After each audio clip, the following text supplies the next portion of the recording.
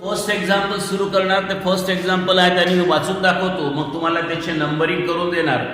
Okay, तर सर्वात पहिले बघा की त्यांनी काय म्हटलेलं आहे की on 31 March 2012 the books of Swastik company limited shows the following balances. Shares capital म्हटलेलं आहे पहिलं पद.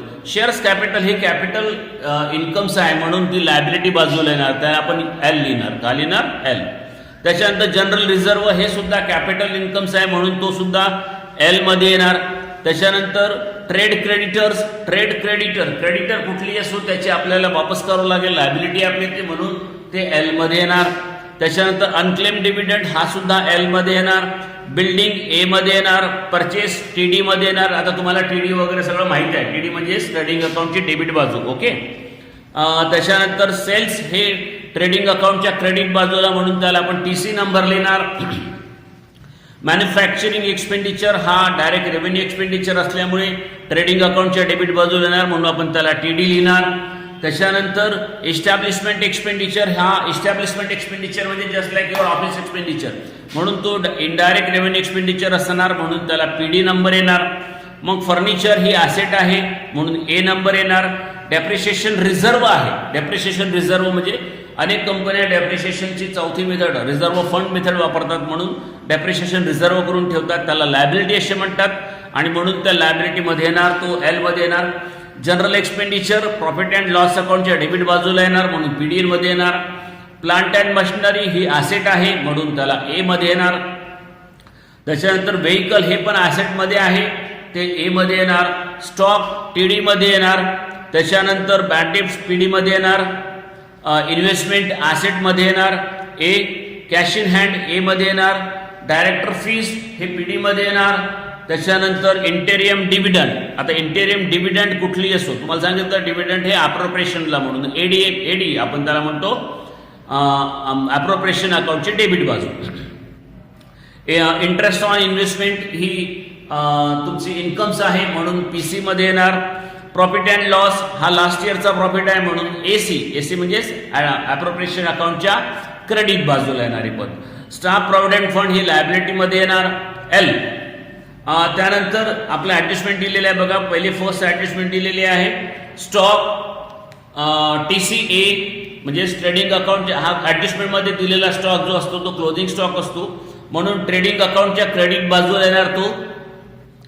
त्याच्यानंतर आणि दुसरी एंट्री येणार ॲसेट बाजूला म्हणजे टीसी ए.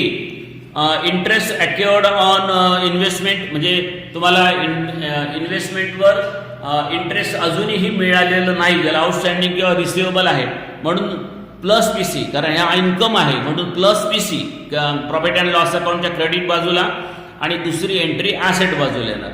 मग आहे प्रोव्हाइड ₹6,500 मॅनेजिंग डायरेक्टर कमिशन.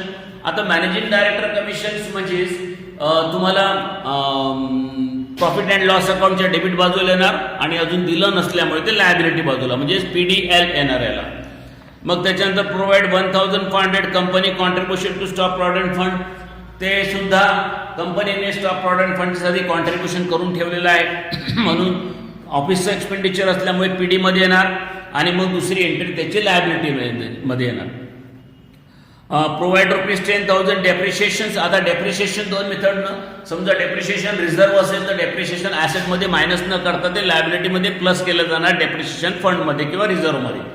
आणि म्हणून पहिली एंट्री डेप्रिशिएशन रिझर्वची येणार प्रॉफिट अँड लॉस अकाउंटच्या डेबिट बाजूला आणि दुसरी एंट्री ॲसेटमध्ये न मायनस करता लायबिलिटी बाजूला रिझर्व डेप्रिशिएशन रिझर्वमध्ये ते प्लस होणार.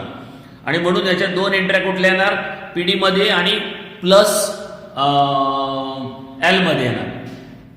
त्याच्यानंतर a claim of ₹2,500 for workmen compensation is being dispute by the company. ₹2,500 कंपनीवर वर्करनी क्लेम केलेला आहे परंतु ते अजूनही त्याचा रिझल्ट लागला नसल्यामुळे ते डिस्प्यूटमध्ये असल्यामुळे तर त्याला कॉन्टिजेंट लायबिलिटी म्हणतात. त्याला कॉन्टिजेंट लायबिलिटी म्हणजे त्याला फक्त काही नाही लायबिलिटीमध्ये शो करायचं आहे, त्याला बेरजेत घ्यायचं नाही आहे. म्हणजे ही जी 2,500ची अमाऊंट आहे लायबिलिटी भविष्यात निर्माण होऊ शकते, आज झाली का नाही झाली म्हणून ते फक्त लायबिलिटीमध्ये इनर साईडला शो करायचे असतात 2,500. आणि अशा प्रकारे मग आपण बघा ट्रेडिंग अकाउंटच्या आपण जेव्हा बनवायला घेऊ तर सगळ्यात पहिले आपण टीडी बाजूला आपण हे पदं लिहिणार आहोत.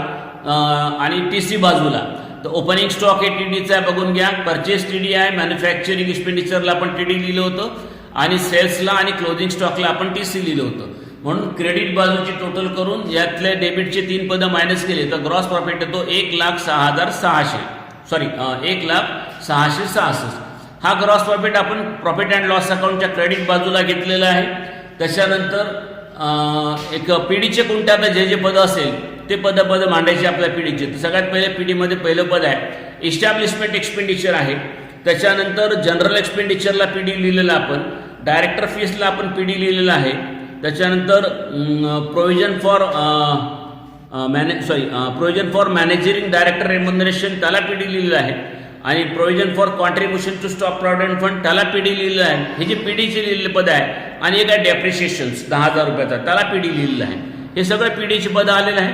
आणि त्यानंतर क्रेडिट बाजूला बघा इंटरेस्ट ऑन इन्व्हेस्टमेंट आहे 8,544 आणि त्याच्यामध्ये ॲडजस्टमेंटमध्ये ॲक्युअर्ड इंटरेस्ट दिलेलं आहे तुमचं ते 8,544 मध्ये खाली ॲडजस्टमेंटचं दिलेलं 2,750 रुपये ते जोडल्या जाईल आणि असे एकूण 11,294 रुपये बाहेर येतील. ओके, याप्रमाणे मग आपण नेट प्रॉफिट काढू, क्रेडिटची बेरीज करून त्यातून आपण डेबिटची पदं मायनस करून टाकू. मग हे येणार नेट प्रॉफिट 34,268 रुपये. हे 34,268 रुपये नेट प्रॉफिट आपण क्रेडिट बाजूला घेऊन जो ॲप्रोप्रिएशन अकाउंटच्या ACला आणि म्हणून ॲप्रोप्रिएशन जेव्हा बनवलं तेव्हा सगळ्यात पहिले लास्ट इयरचा प्रॉफिट लिहू आपण 16,848 ज्याला आपण AC लिहिलेलं होतं आणि आता काढलेला प्रॉफिट 34,268 रुपये अशी मिळून 51,116 रुपये झाले. त्याच्यामध्ये ADचं एकच पद आहे इंटेरियम डिव्हिडंड ते लिहून टाकू 15,000 रुपये आणि मग हे सरप्लस निघणार आहे 36,116 रुपये. हा सरप्लस आपला बॅलन्स शीटमध्ये येणार लायबिलिटी बाजूला. लायबिलिटीमध्ये सगळ्यात पहिले लिहू आपण शेअर्स कॅपिटल 6 लाख रुपये ते मी ऑथराईज लिहिलं म्हणून त्याला क्लोज केलं आणि या बाजूला पुन्हा issued and called up capital लिहिला 6 लाख रुपये ते बेरजेत येणार. मग दुसरं रिझर्व्ह अँड सरप्लसमध्ये बघा जनरल रिझर्व्ह Lमध्ये लिहिलं आहे त्याला म्हणून घेतलेलं आहे. प्रॉफिट अँड लॉसमध्ये आपल्या 36,000चा सरप्लस आलेला 36,116चा तो लिहिलेला आहे. डेप्रिशिएशन रिझर्व्ह बघा गणितामध्ये आपण L लिहिले त्याला 71,000 रुपये आणि यावर्षीचं पुन्हा अजून 10,000 रुपये डेप्रिशिएशन असे मिळून 71,000 आणि 10,000 मिळून 81,000 रुपये येणार आहे ते. त्याच्यानंतर सिक्युअर्ड लोन नाहीच आहे, नील केलेलं आहे. अनसिक्युअर्ड लोन नील आहे. करंट लायबिलिटी अँड प्रोव्हिजनमध्ये करंट लायबिलिटी बघा ट्रेड क्रेडिटर त्याला L लिहिलेलं आहे आपण. त्याच्यानंतर अनक्लेम डिव्हिडंडला L लिहिलेलं आहे, मॅनेजरिंग डायरेक्टरला L लिहिलेलं आहे. हे सर्व पदं आपण बघा याच्यात अनसिक्युअर्ड क्रेडिटर किंवा करंट लायबिलिटीमध्ये घेतलेले आहे. मग त्याच्यानंतर प्रोव्हिजन्स आलेलं आहे. प्रोव्हिजन्समध्ये स्टाफ प्रॉव्हिडंट फंड आहे 37,500 ज्याला L लिहिलं होतं आपण बघा आणि करंट इयरचे 1,500 रुपये जे ॲडजस्टमेंटमध्ये दिलेले आहे ते जोडले असे एकूण 39,000 येतात. आता बघा सगळ्यात शेवटी कॉन्टिजेंट लायबिलिटी आहे पण तो सगळ्यात शेवटची ॲडजस्टमेंट बघा ते म्हटलं होतं ना मी क्लेम केलं आहे का कर्मचाऱ्यांनी लेबरनी आणि तो अजून डिस्प्यूटमध्ये आहे तर 2,500 बघा आपण आतमध्ये लिहिले आहे पण तो बेरजेत घेतलेले नाही लायबिलिटी बाजूला. त्यानंतर मग ॲसेट बाजूला चला. फिक्स ॲसेट बघा बिल्डिंग आहे, फर्निचर आहे, प्लांट अँड मशिनरी आहे, व्हेकल आहे, हे सगळे ॲसेट आहे त्याला A लिहिलेलं आहे. इन्व्हेस्टमेंटमध्ये दुसरं हेड आहे इन्व्हेस्टमेंटचं त्यालाही A लिहिलेलं आहे आपण. करंट ॲसेट्समध्ये बघा स्टॉक डेटर अँड कॅश याला A लिहिलं होतं ते A मध्ये आलेले आहे.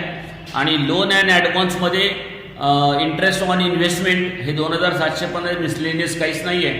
अशा प्रकारे 10,56,000 लायबिलिटी बॅलन्स शीटची आपली दोन्हीकडे सारखी बेरीज येणार आहे. अशा प्रकारे आपले फर्स्ट एक्झाम्पल कंप्लीट होईल. ओके.